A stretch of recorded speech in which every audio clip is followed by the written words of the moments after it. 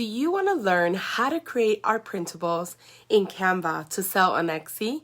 Then this video is for you. The best part is that you don't have to be an artist or tech savvy to make beautiful printables that you could start making passive income on Etsy. Now, welcome everyone, and if you're new to the channel and want to learn how to build an impactful online business, consider subscribing. I upload weekly videos, and don't forget to hit that notification bell so you're the first one notified of any new videos uploaded to the channel. Now, I have been selling digital products on my website and on Etsy now for over 5 years. And one of the best parts of selling digital products is the little upfront costs, no shipping fees, and low overhead expenses. In today's video, I'll be showing you step by step how to create an art printable using my favorite graphic design tool, Canva. Now, everything I will show you today can be duplicated in your favorite software program, for example, Photoshop, if you like. I use Canva for my tutorials because it's user-friendly and it's the best option for beginners. So let's head over to my computer to get started. All right, so here we are on canva.com.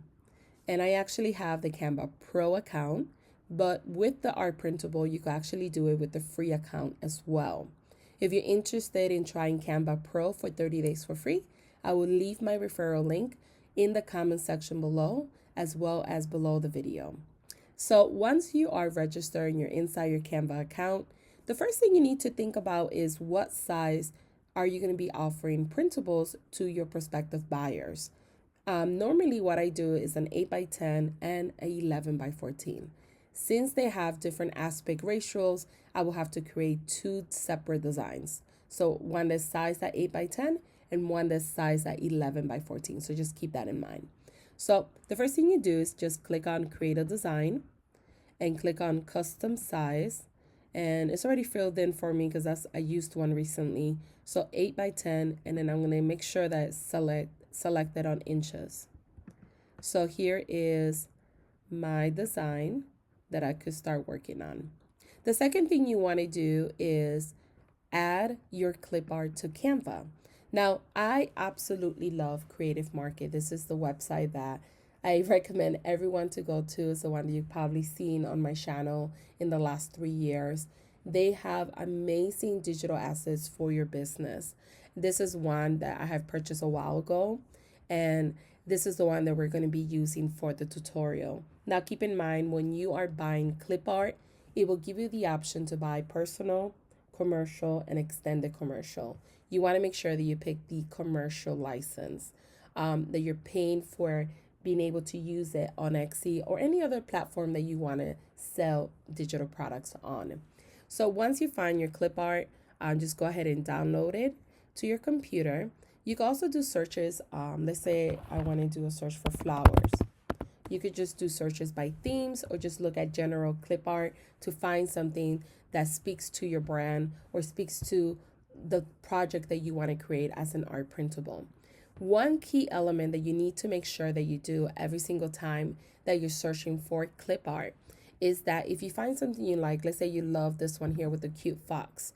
If you find something, make sure that you look at the product specs.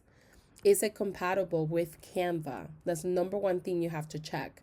There are files that are sold on Creative Market that's strictly for Photoshop or strictly for Photoshop Illustrator, let's say.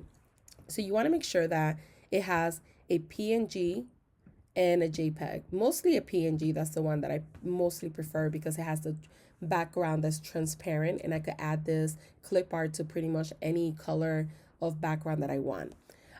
Even though up here it says that it's compatible with Photoshop, Affinity, Elements, etc., as long as it has file type PNG, you are good to go. Keep in mind, you can also buy the file if you know how to use Photoshop, and then from there convert it into a PNG if you wanted to as well. So this is one key element, because once you buy the file, since it's a digital download, you will not get a credit. So just keep that in mind. Always check the actual file type. Now, once you're happy and you found something that you want to work with, all you need to do is open your design like we did, and you would just click on upload media, select your device, which is your computer, and from there, find the folder, find the clip art, upload the clip art to Canva, which I have done already for the purpose of this video, which is right here.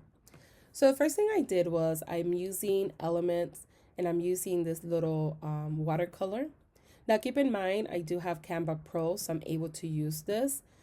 Make sure that you read the service of use when it comes to using elements from Creative Market, or excuse me, elements from Canva.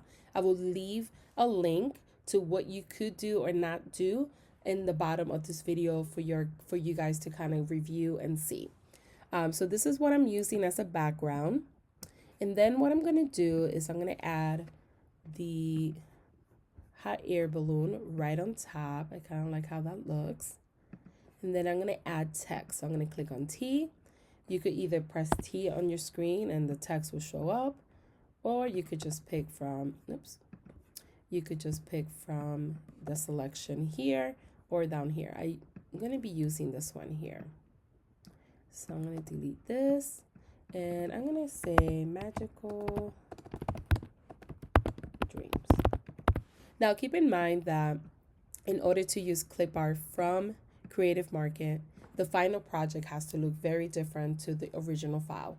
So a lot of times what's best advised is to combine different clip arts that you have purchased to create your final project, and it should look different from what you purchased. So that's the best way to kind of go about it. And then you can also change the font color if you wanted to by clicking the text color here, and picking either from your branding colors, or I could also pick from the actual photo. So these are all the colors that are in the actual photo. So I could kind of play around with this as well if I wanted to. That looks really pretty and it matches the actual design. Or I could just come up here as well and pick from whatever color I want, especially if I have the hex number as well. So I could do that as well there. So once you're happy with how it looks, let's say I'm happy with how it looks, I added a lot of different elements, it looks different from my original file, then the next step is saving the file. Now keep in mind that with Canva, regardless if you have the free one or you have the Pro, if you save a file as a PNG or a JPEG, it has a 96 dots per inch. So it's not high quality when the customer prints it out. So you want to make sure that you provide the customer a file that is a PDF print, because this one is high quality and it is 300 dot per inches. Another workaround in order to get a high quality JPEG or get a high quality PNG is downloading the file as a PDF and using a convert site to take it from PDF to PNG or PDF to JPEG for a high quality. So that would be the workaround for it. But just keep that in mind, because it's really crucial that you provide your customer a high quality print, because when they print it out, they're going to notice that it's not high quality. So once you're happy, you just save it as a PDF, and then you will upload this file that you're saved to your computer to your Etsy listing or to your website if you're selling it on your website or any other platform. Another thing that we want to do in this video is create a mockup. So I'm going to show you how to create a mockup for this digital product. So what I normally do is I save the file as a PNG, and I just download it to my computer, because I'm going to use this same file that I'm downloading to upload it back to Canva. So this is the PNG here. I'm going to go to uploads, and I'm just going to drag it and drop it right there. So here it is.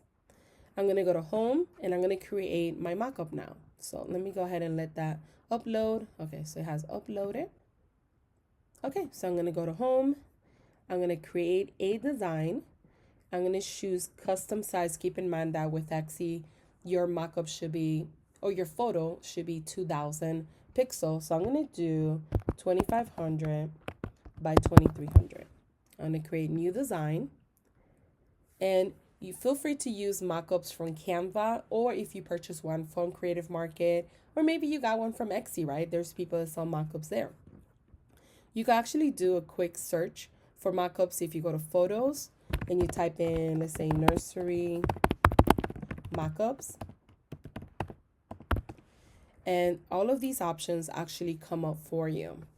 Or what you could do is upload one that you're using. So this is the one that I'm using. So I'm going to click on the photo. And now I'm just going to size it up to kind of fill in the photo. And then I'm going to go ahead and center this. So right there. I'm going to use the PNG file that I uploaded for my Etsy photo. So I'm going to go ahead and put it right there. Center it. And that's good right there.